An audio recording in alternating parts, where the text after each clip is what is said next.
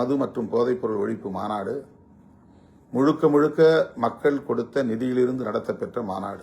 அந்த மாநாட்டில் திமுக எப்படி வரலாம், திமுக பொறுப்பாளர்கள் எப்படி வந்து அமரலாம் என்று சில அறிவுஜீவிகள் கேள்வி எழுப்புகிறார்கள். உடனே திமுக சொம்பு என்றெல்லாம் நம்மை விமர்சனம் செய்தார்கள்.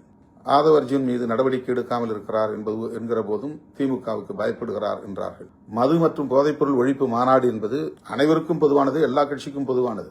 ஆகவே செய்தியாளர்கள் சந்திப்பில் அதிமுகவும் பங்கேற்கலாம், திமுகவும் பங்கேற்கலாம் என்று நான் வெளிப்படையாக ஒரு அழைப்பு விடுத்தேன். அவரவர் கட்சி அவரவருக்கான செயல் திட்டம் வெவ்வேறாக இருந்தாலும் கூட தேசிய அளவிலான ஒரு மது விலக்கு கொள்கை என்பது தேவைப்படுகிறது. ஒரு மாநிலத்திலே மது விலக்கு, இன்னொரு மாநிலத்தின் நடுவிலை சுற்றிலும் மது விலக்கு அமலில் இல்லை. இங்கே மட்டும் மது விலக்கு அமலில் இருந்தால் என்ன செய்ய முடியும் என்ற கேள்வியை அவர் எழுப்பியது சரிதான். பாண்டிச்சேரியிலே தாராளமாக மது புழங்குகிறது, ஆந்திராவிலே மது புழங்குகிறது, தமிழ்நாட்டிலே மது விலக்கு நடைமுறைப்படுத்தப்படுகிறது என்றால் அது வெறும் போலித்தனமான மது விலக்காகத்தான் இருக்க முடியும்.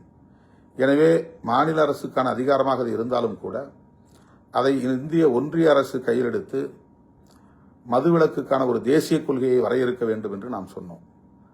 உடனே மாநில அரசின் கொள்கைகளை மத்திய அரசுக்கு எப்படி ஒப்படைக்கலாம் என்று சில அறிவுஜீவிகள் கிளம்பிவிட்டார்கள்.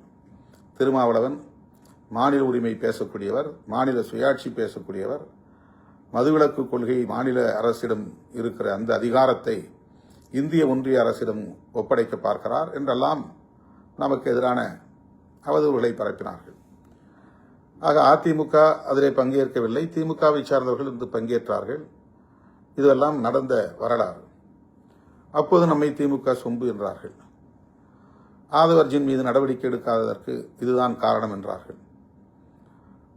ராஜா சொல்லியும் இவர் நடவடிக்கை எடுக்காமல் தாமதப்படுத்துகிறார், ஏன் தாமதம் படுத்துகிறார், ஏன் இன்னும் வாய் திறக்கவில்லை என்றெல்லாம் சொன்னார்கள். எல்லோருக்குமான தலைவர் அம்பேத்கர் என்கிற நூல் வெளியீட்டு விழாவில் நான் பங்கேற்க இயலாமற் போனது. பங்கேற்றால் அது ஒரு அரசியல் முடிவாக மாறும், ஒரு அணி சேர்க்கை தொடர்பான கருத்துருவாக்கத்தை ஏற்படுத்தும். திமுக கூட்டணியில் இருந்த திருமாவளவன் விஜயோடு கைகோர்த்து விட்டார், அணி மாறிவிட்டார், புதிய அணி உருவாகிவிட்டது என்றெல்லாம் பேசக்கூடிய ஒரு சூழல் உருவாகும்.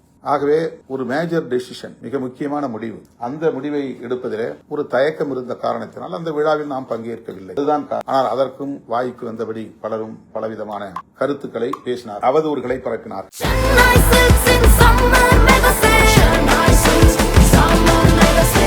The Chennai Silks in Mega Summer Sale.